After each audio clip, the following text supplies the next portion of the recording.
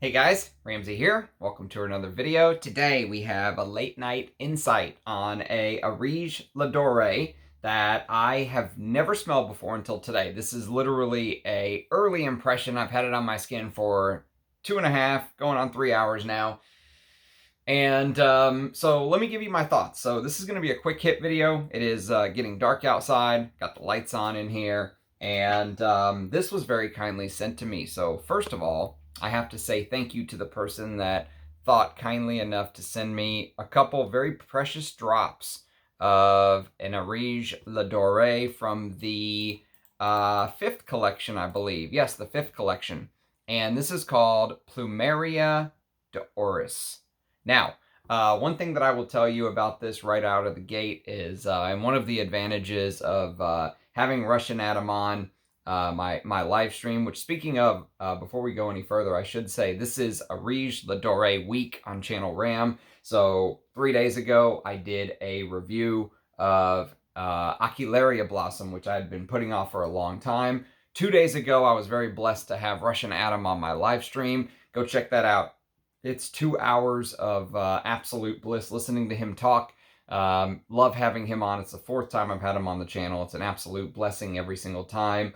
And yesterday, we've done a bunch of Areej Le Doré reviews, but yesterday we did Siberian Summer, so I'm catching up on my Areej Le Doré reviews. Today, I reviewed the new History of Oud collection, and it was specifically focused on the history of Indian Oud, which is Russian Adam's favorite from that collection. At his request, actually, he requested that I do it on the live stream, and we talked a little bit about this fragrance. So, because I grabbed the little sample, I said, look what someone very kindly sent to me. And actually, I think they sent it to me a while, and I just sort of stuck it with my samples, and it got lost. So, since we're doing Areej Le Doré week, what better time to chat about this little gem? And Plumeria de Oris, he told me on the live stream that this was actually supposed to be named after, as he said, his princess, his wife. It was supposed to be named after his wife. It was supposed to have her name on it as the name of the fragrance. And she actually revoked that right. I'll talk a little bit about that later on. But after he started mixing the ingredients, she revoked the right to use her name as the name of the fragrance. And so it ended up being called Plumeria de Oris. Now, let me read you the little blurb, and we'll kind of go from there. So first of all, here's according to the Areej Le Doré website. The top is Orris root with apricot and frangipani. The heart is synthetic civet, sandalwood, and vanilla. And the base is myrrh, vetiver, and cedar. So pretty tame note listing for an Areej Le Doré. Interestingly enough, I will tell you there's no oud here, but the way that the Oris feels in the composition just right out of the gate, I'll tell you the first thing that I thought is there was an oud fragrance that Russian Adam actually sent me that I thought smelled like Orris root. It smelled like iris. And I forget which one it was. He sent me a lot of little samples of oud oils, and I remember being taken back by this one, thinking, wow, this is so beautiful. I can't believe this is oud. It smells like Orris. The Orris in here reminds me a little bit of that oud that I smelled. And I know Russian Adam used some of the highest quality Orris that he can find. I've smelled some extremely high quality Orris. We're talking like 80% irones, which is completely off the charts. You know, most brands, they rant and rave about how they've got 15% irones in their Orris, right? And Russian Adam sent me some stuff that's as high as 80, which is almost unbelievable. It literally smells like heaven. It's what I would imagine heaven to smell like. It's such a beautiful smell. And the Orris in here is one of the most special parts of this composition, but there's so much more going on. So the description, according to the Areej Le Doré website, it says, this composition is dedicated to the perfect union of Plumeria and Frangipani, same thing, the most gorgeous Asian flower, and Orris root absolute, one of the most precious ingredients in perfumery.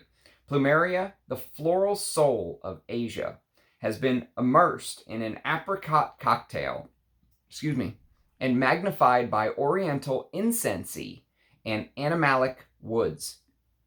Plumeria de Oris is a mesmerizing journey to Asia, a land that is both astonishingly wild and breathtakingly beautiful.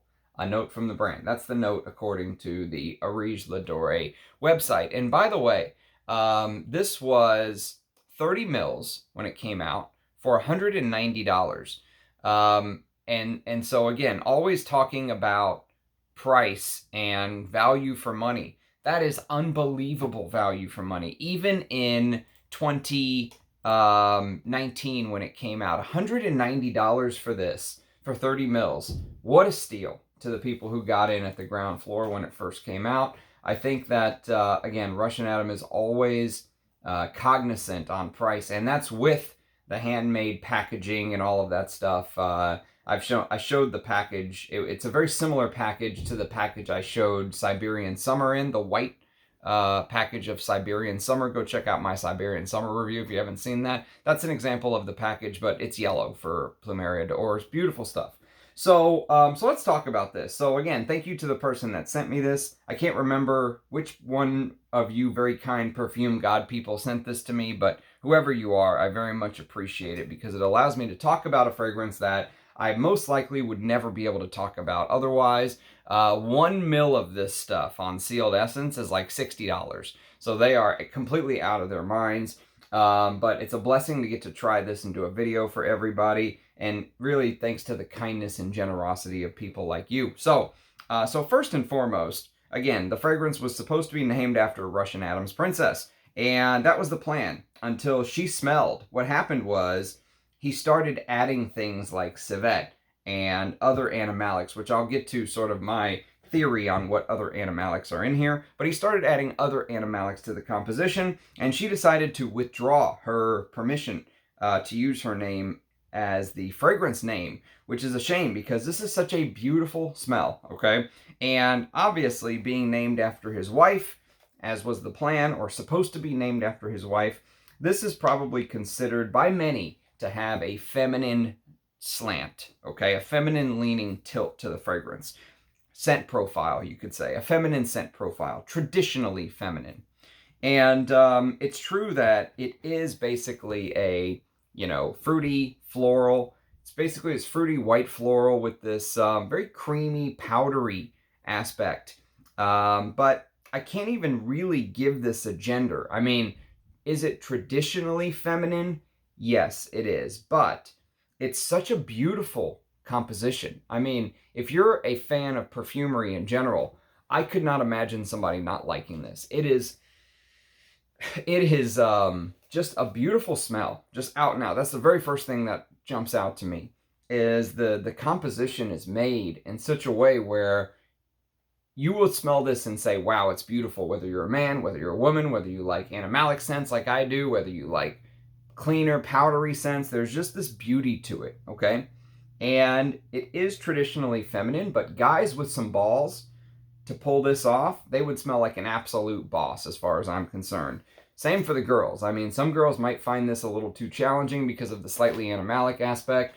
I don't think it's that animalic at all. I think it's actually one of the less animalic Areej Le Dorés.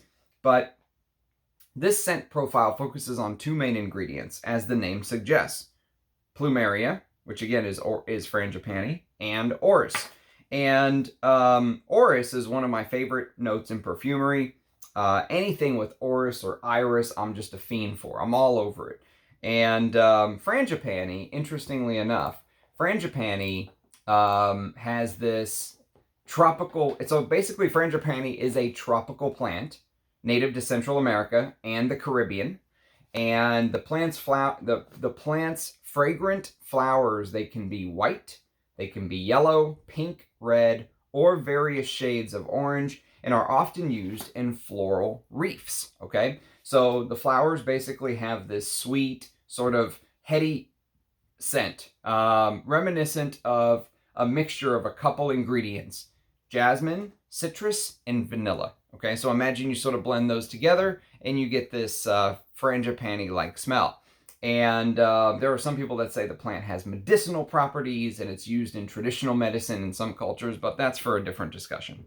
So, interestingly enough, I always sort of give credit to Russian Adam's friend and fellow oud distiller, Dmitry Bortnikov, and half partner of Feel Oud. By the way, there are going to be 3 new Feel Oud perfumes coming out. I read the blurbs today, thanks to Adam. He sent them to me. They're still top secret, but I saw the names, I read the blurbs, and I absolutely cannot wait. There are probably a couple of them. There's 3, so maybe I'll try to go for 1 or 2, but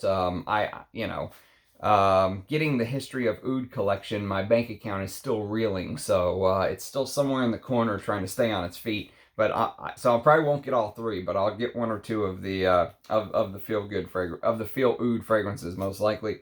So Dmitry Bortnikov, in my mind, always gets the credit for having this almost supernatural ability in creating these floral concoctions that are out of this world, using flowers that are, I would say, outside of the traditional French bouquet, if you will. So that means flowers that are different from things like rose, jasmine, ylang ylang. That's sort of the traditional French bouquet that I think of. And Dmitry Bortnikov really excels at using things like blue lotus, gardenia, magnolia, and of course, frangipani. And some examples of frangipani in Bortnikov's work. And if you said, Ramsey, there are some people here and they want to smell, the person that does the best frangipani scents, as far as I'm concerned, instantly, I would say, go smell Dmitry Bortnikov's work. And there's a couple that I just picked right out of the bat that have frangipani. One is Oud Maximus. You can see frangipani right there in the heart, along with magnolia of Oud Maximus. And if you've never smelled Oud Maximus, this is one of my favorite Oud fragrances. I've never smelled the 2019 version, but this 2020 version is absolutely fine for me. I still think it's one of my favorite Oud fragrances, if you will. And he also created this, which this does not get credit as a frangipani fragrance.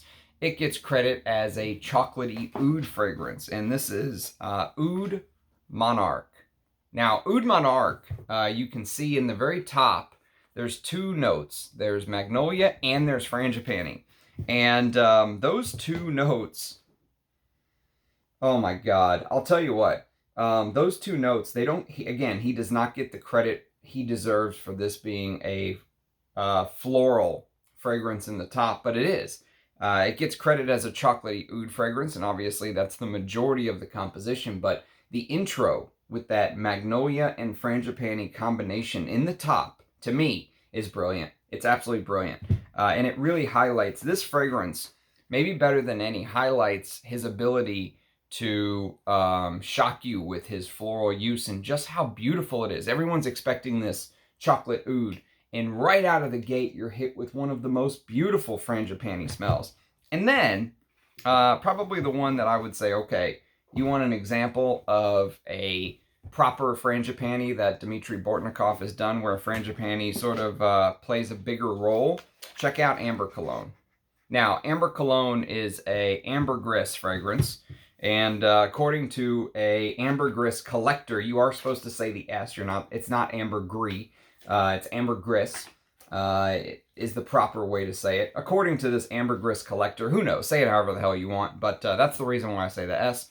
And so frangipani is in the top of this fragrance, along with some sweet orange and some jasmine sambac in the heart and a bunch of other things, cedarwood, and a little bit of oud, but it's a fresher take on oud. But this is all about sort of the gray and the brown ambergris, and the frangipani in this is almost to die for. In the summer, this is an absolute summer banger, Amber Cologne. So, Bortnikov, he always gets the credit when I think about things like frangipani, magnolia, blue lotus, those sort of flowers that are a little off the beaten path, gardenia, stuff like that. And if you're not familiar with it, frangipani is actually one of the main flowers in creating these tropical leis. Okay, so you go to places like Hawaii, and when you touch down at a 5-star resort or whatever, and the girls are waiting there to put the lei over your head. those are usually Frangipani flowers, okay? And partly because of that, and also the climate, I always think about this tropical vibe when I smell Frangipani. I just can't help it. There is this tropical feel to it. And so imagine smelling this sort of vanillic, like tropical white floral that has the punch of jasmine, okay, without the indoles. There's no indolic vibe to Frangipani. It doesn't have the indolic feel that some jasmine can. And so also there's this very balmy, like tropical vibe. So the jasmine or the Frangipani can be a little bit white floral, a little bit balmy, but imagine this very exotic, mysterious, soft powderiness, basically, is what you get from the Frangipani in this fragrance.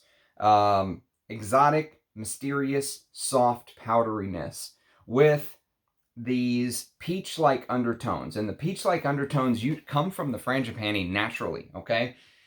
So the peach-like undertones come from the Frangipani naturally, and it's blended even further with apricot. And it's so vibrant and detailed with some heft to it. You know, it's almost like you can feel the pit of the apricot. You know, it's almost like you can feel the little hairs around the outside of the apricot. Everything is extremely vibrant as far as I'm concerned. And the Oris adds a little bit of this powderiness, this airiness to the composition, okay? It's funny because there is an animalic note listed with civet, like we talked about. It's a synthetic civet, and I actually really like synthetic civet. Synthetic civet, you know, I've smelled both. I've smelled the real thing, and I've smelled the synthetic civet, and I have no problem with synthetic civet. But here, you'll probably not be surprised to learn that I wanted even more civet. Surprise, surprise, right? But if I could, you know, make this a bespoke fragrance for Ramsey, I would tell Adam, turn up the civet, make it more animalic, add some oud, you know, something like that. But the civet does lift this composition, okay?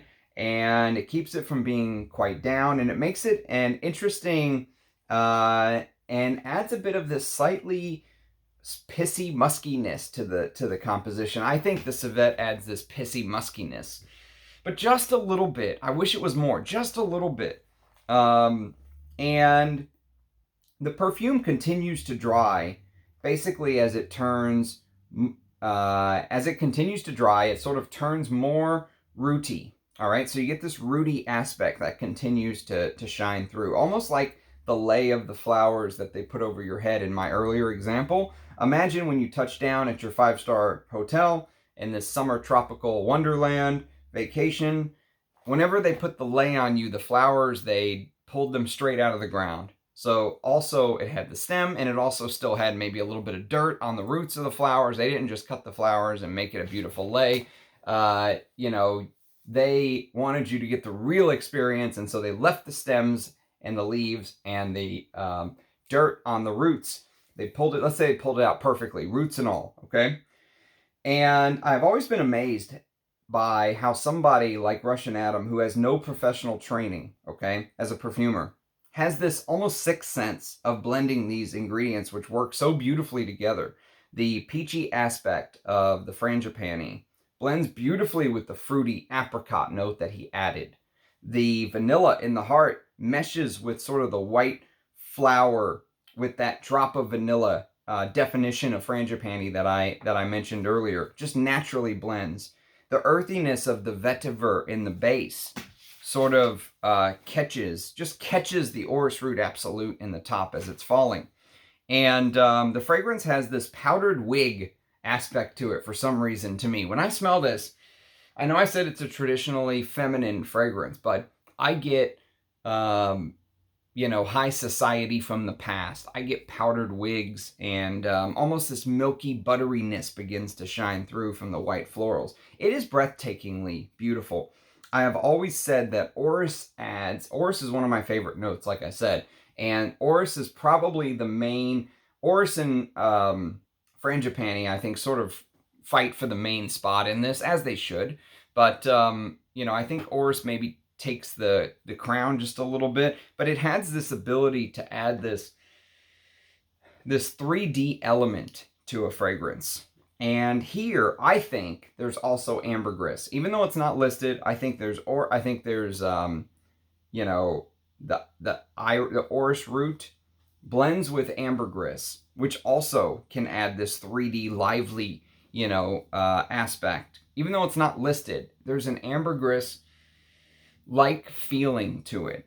And I think ambergris and Oris kind of team up to give a boost to the composition, almost like that lei I described earlier. But imagine, poof, it's in 3D, and you can feel the flowers and the roots, and you can dust off some of the dirt on your shirt, right? It just magically appears in 3D on your body. And so here's the problem that Plumeria de Oris has for me when I'm thinking about this from my collection, my perspective, is that right now my number one Areej Le Doré that I'm hunting, that I'm having a hell of a time finding, is Malik Al Taif. And Malik Al Taif is my number one, but I have a feeling even some of the ones I've never smelled, like Oud Luwak, or for example, even Koh-i-Noor. I've never smelled Koh-i-Noor. I've never smelled Oud Luwak, but I would guess I would like either of those better. Probably Oud Luwak better than Koh-i-Noor. And I want Malik Al Taif. I know I have a video on Malik Al Taif. Impossible to find, but probably my favorite rose fragrance I've ever smelled. And so there's so many fragrances that are on my wish list, high on my wish list. And then you add these new Feel Oud compositions, the collaboration between Bortnikoff and Russian Atom. And it's very hard to say, I'm going to go give somebody $500 or $600 for Plumeria de Oris. It's just, I wouldn't do it. If it fell in my lap for a deal I just could not pass up, might I do it? Maybe. If somebody comes and says, hey, this is going to be a $100 bottle, here you go, hey, I'd probably do it. But unless a steal comes along and just, I'm not going to look a gift horse in the mouth sort of thing. This is the problem that this would have is I would rather allocate resources elsewhere, and I feel like Plumeria de Oris is always going to be one of those fragrances that is in the background. Not because it's a bad fragrance, because it's not. It's a beautiful fragrance. It's a gorgeous smell. It smells very high class, high society.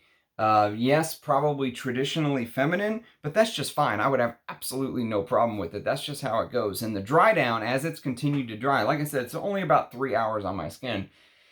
But as that woody vetiver is starting to come out more and more, I would have no problem wearing this. I mean, many would consider this too feminine. I would wear this.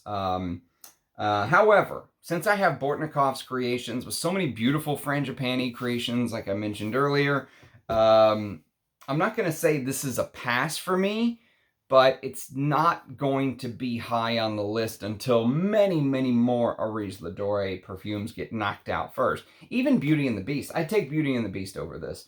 So even Civet de Nuit, I'd take Civet de Nuit over this. So there's so many other Areej Le Doré compositions that I could prioritize, if that makes sense. So if you have smelled Plumeria de Oris, I would love to hear your thoughts. Again, thank you to the very kind perfume god person that sent me these very precious few drops, probably from long, long ago. Please leave a comment if you smelled it. I hope you're enjoying Areej Le Doré week. For those of you that don't like Areej fragrances, or you never tried Areej fragrances, this could get repetitive since there's going to be more Areej videos coming up before the week is up. But I hope you're at least learning something about the brand. As a fragrance lover, I can tell you it is a brand worth hunting. Trust me. The first time I smelled Areej Le Doré, I didn't think I really liked it. I didn't think they were for me. But my nose needed time to almost mature, to understand them. They're fragrances, when you first smell them, sometimes they can smell like, because he uses vintage ingredients sometimes. Sometimes those vintage ingredients can smell old, or, almost like, if you have stuff in a cabinet, the door is closed, it can smell slightly aged, or, this sort of very vintage vibe.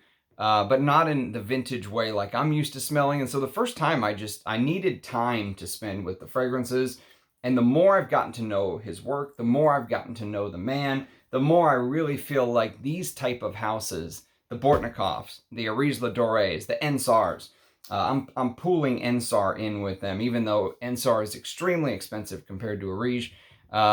You know, I think when you compare Areej pricing to Ensar, it makes even more sense, some of the stuff that Areej put out back in the day. The biggest downside with Areej Le Doré is, of course, the limited availability, but that's what happens when you're using these limited ingredients. You can't do Tom Ford style releases and have them at Macy's. I mean, it would be impossible. You would have to be a billionaire to do that and spend all your money on ingredients, and their price still wouldn't be enough ingredients to go that route, and prices would skyrocket. So, you know, it's one of those things where it's a house made for perfume lovers, is the way that I think about it. And so if you've never smelled any of these Areej Le Dorés, try to get your nose on something like this. You know, get a lucky scent sample if you can from somebody, or, you know, try to smell them. Get yourself a sample set if you can. And, you know, as a fragrance lover, they're worth the sniff. Whether you like them or not the very first time, trust me, they are worth the sniff. So that's my take on Plumeria de Oris. Hope to see you guys in the comments. More Areej videos to come as Areej Le Doré week goes on. Cheers, everybody. Bye now.